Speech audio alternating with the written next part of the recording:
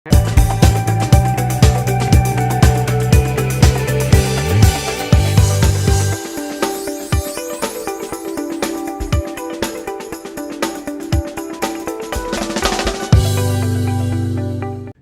मैं Shivanu Shukla English daily vision watch के YouTube channel में आपका स्वागत करता हूं। अब मामला साफ है। 2024 लोकसभा चुनाव का चुनावी बिगुल बज चुका है।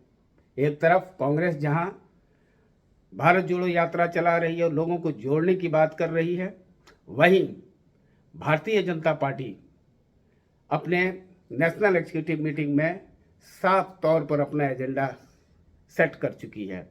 प्रधानमंत्री नरेंद्र मोदी ने पार्टी कार्यकर्ताओं को, नेताओं को कहा कि पार्टी को अब न सिर्फ एक राजनीतिक दल के रूप में बल्कि भारतीय जनता पार्टी को एक सामाजिक उपक्रम के रूप में भी लेकर जनता के बीच में जाए, सामाजिक कार्यों से जुड़े, समाज के हर वर्ग में जाए, मुसलमानों में भी जाए, विशेष करके पसमानदा, बोहरा, सिखों में जाए, एक एक वोटर से जाकर मिले, विशेष करके जो युवा हैं उनको सुशासन क्या होता है उसके बारे में बताए और ये भी बताए कि पहले जो शासन थे, पहली जो सरकारें थीं, उसमें जो कदाचार और भ्रष्टाचार था उसको यह सरकार मतलब मोदी सरकार कैसे दूर करने में लगी हुई है, कैसे कार्य किए। तो एक क्या होता है सुशासन, मिला जुला कर एक स्वर्णिम काल की बात की गई है।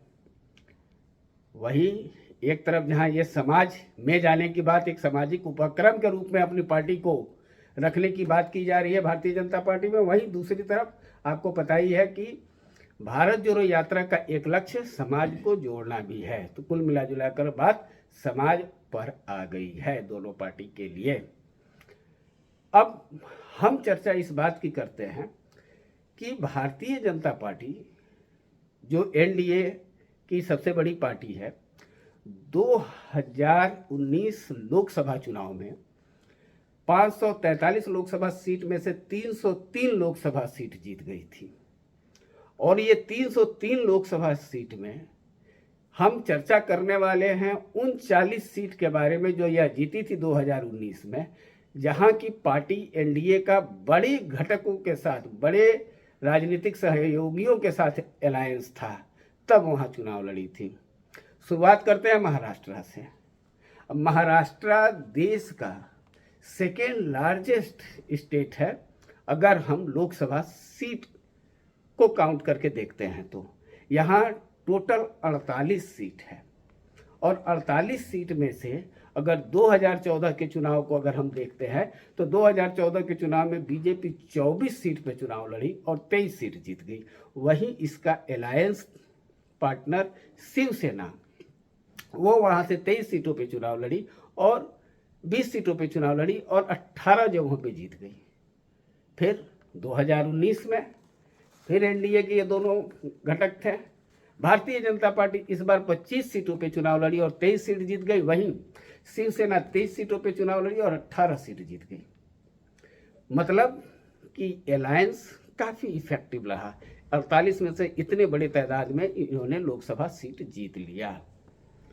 फिर 2019 विधानसभा चुनाव की बात करें, सबसे इंटरेस्टिंग बात यही है, पॉलिटिकल डेवलपमेंट यहाँ से स्टार्ट होता है। 2019 में महाराष्ट्र विधानसभा का टोटल सीट है 288। यहाँ Bharatiya Janata party largest legislative party के रूप में उभरी 105 सीट जीतकर। वहीं शिवसेना जो साथ में लड़ी थी उसको 56 सीट मिले थे, लेकिन चुनाव होने के बाद दोनों एक साथ नहीं रहे। शिवसेना एनसीपी जिसको कि 54 सीट मिले थे और आईएनसी इंडियन नेशनल कांग्रेस जिसको 44 सीट मिली थी, उसके साथ महाविकास आघाड़ी बनाकर सरकार बना लेते हैं। तो वहाँ शिवसेना की सरकार, महाआघाड़ी सरकार बनती है, महाविकास आघाड़ी की, जिसमें शिवसेना, एनसीपी और आईएनसी होते हैं। और उस समय शिवसेना के नेता उद्धव ठाकरे मुख्यमंत्री बनते हैं। 2 साल ये सरकार चलती है। एक और इंटरेस्टिंग फैक्टर आ जाता है, 2 साल सरकार चलती है। अब 2 साल के बाद शिवसेना के एकनाथ शिंदे 40 लोगों के साथ निकल जाते हैं। वो क्लेम करते हैं हम ही हैं शिवसेना, खैर वो अलग की बात है। 40 लोगों के साथ वो निकलकर भारतीय जनता पार्टी के साथ मिलकर पुनः नई सरकार बनाते हैं महाराष्ट्र में। और बताया जाता है कि 18 में से 18 शिवसेना के जो सांसद थे तो उस समय के शिवसेना के, उसमें से 13 बताए जाते हैं एकनाथ शिंदे के साथ हैं।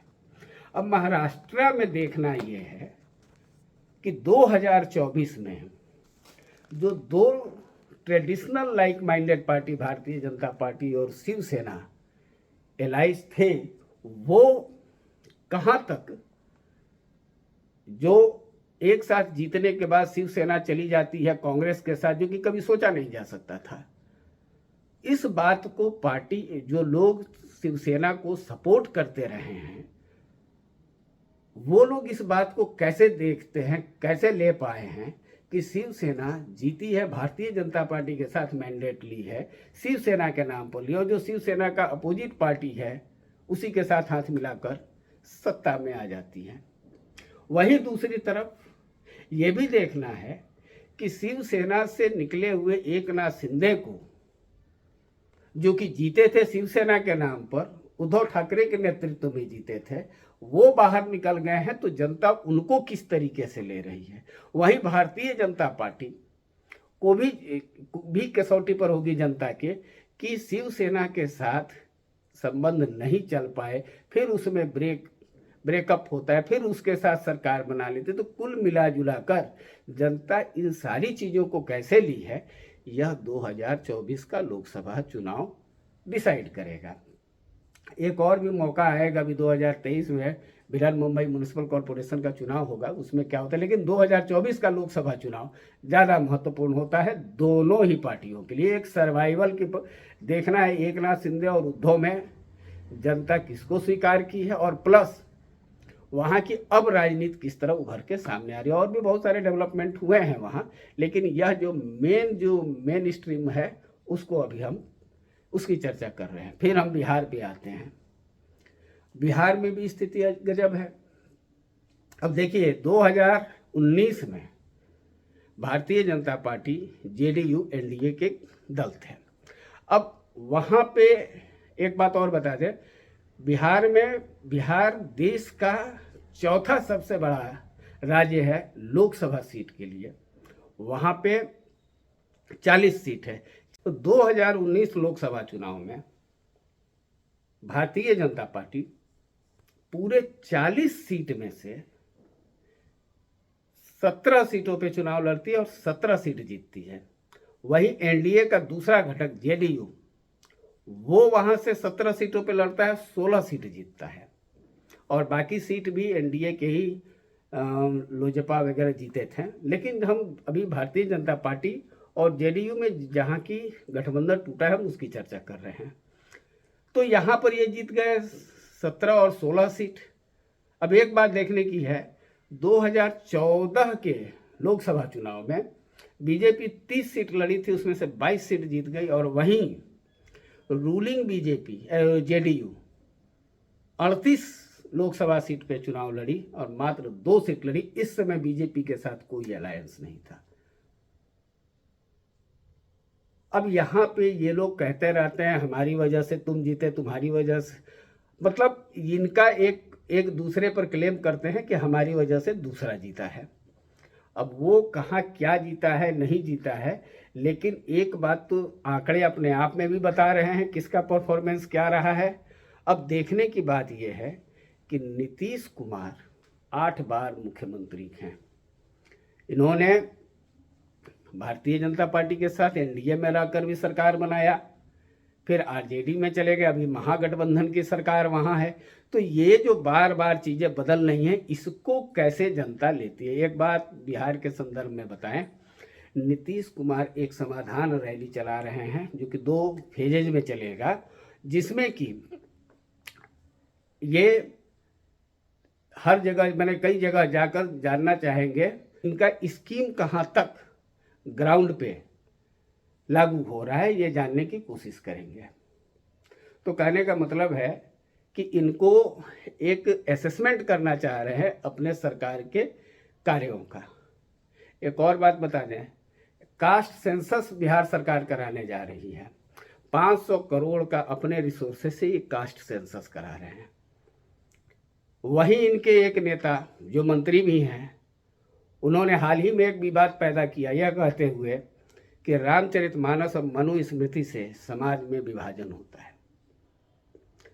इन सारी चीज़ों को राजनीतिक गलियारों में जो राजनीतिक विश्लेषक हैं, वो इसको 2024 से ही जोड़कर देख रहे हैं। अब मोदी जी और नीतीश जी दोनों के विजन भी 2024 में आमने सामने होंगे। तो कुल मिलाजुला कर ये बिहार और महाराष्ट्र दो जगह, जहाँ की दोनों जगह से करीब